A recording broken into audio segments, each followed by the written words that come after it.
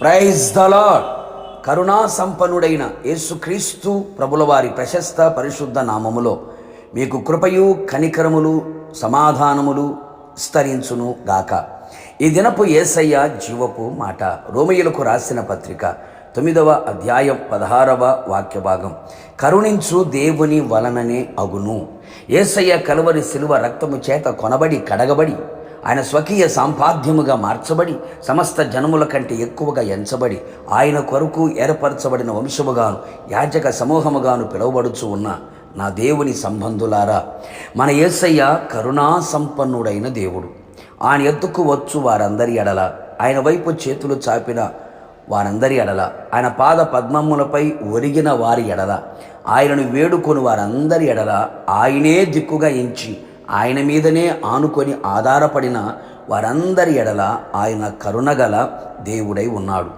కఠినమైన కసాయి లోకములో కరుణించేవారు కరువైన ఈ దుర్దినములలో, అపాయకరమైన దినములలో ఎటు చూచిన కోపము, పగ, ప్రతీకారాలు, ద్వేషభావాలతో రగిలిపోతూ విషపూరితమైన మనస్తత్వాలతో నిండిన ఈ లోకములో ఎవరి దగ్గర కనికరం, కరుణ, జాలి, దయ, ప్రేమ మచ్చుకైనను కనబడని పరిస్థితులు, తల్లిదండ్రుల దగ్గర, పిల్లల దగ్గర, సోదరి సోదరమనుల దగ్గర, స్నేహము, బంధువర్గముల మధ్యలో ఒకరి ఎడల మరొకరికి కరుణగల చూపు, మాట, ప్రవర్తన లేని వారై ఉన్నారు.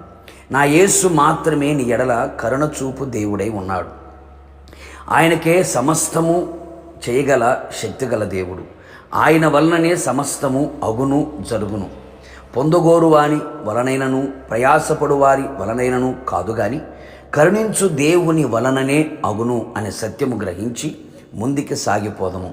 ఇంతవరకు నీ జీవితంలో, నీ కుటుంబంలో నువ్వు చేయుచున్న సమస్త పనులన్నిటిలో, నీ విద్యారంగంలో, వ్యవసాయ రంగంలో, ఆర్థిక రంగంలో ఏది జరగాలి, ఏది అవ్వాలి అని కోరుకొని విశ్వ ప్రయత్నాలు చేసిన నీ జ్ఞానము, నీ తెలివి, నీ పలుకుబడి, నీ అధికారం సమస్తముని వినియోగపరిచిన ఫలితం శూన్యముగా కనపడుచున్నదా?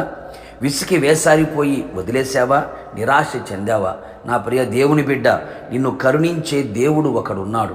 ఆయన నిన్ను నిర్మించినవాడు, నిన్ను సృజించినవాడు, సర్వ సృష్టికర్త అయిన యేసునాథుడు.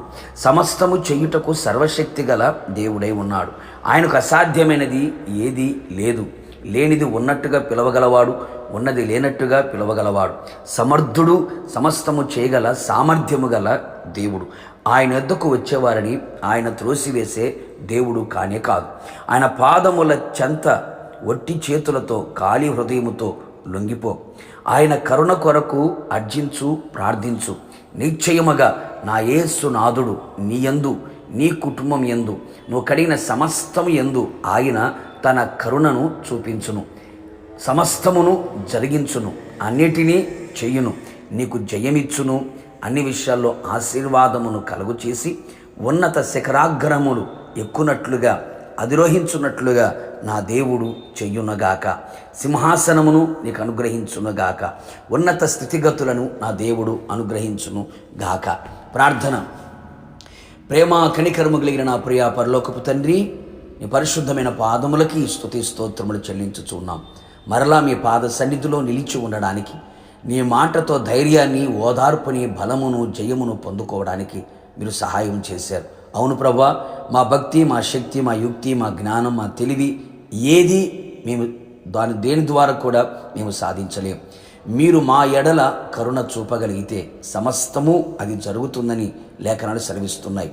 నీ పాదముల చెంత చేరిన నీ ప్రజలని, మీ పాదములను పట్టుకొనిన మీ ప్రజలని, మీ వైపు చూస్తూ కన్నీళ్లు విడుస్తున్న మీ ప్రజల ఎడల మీరు కనికరమును చూపించి సమస్తమును వారి జీవితములలో జరిగించి గొప్ప ఆశీర్వాదమును, జయమును, ఆనందమును మీరు అనుగ్రహించి మీ నామాన్ని గణపరచుకోమని యేసు నామములో అడిగి పొందుకొని ఉన్నాము తండ్రి. ఆమేన్. నిశ్చయముగా మీ ఎడల, మీ కుటుంబస్తులందరి ఎడల ఆయన తన కరుణని చూపించును గాక. God bless you.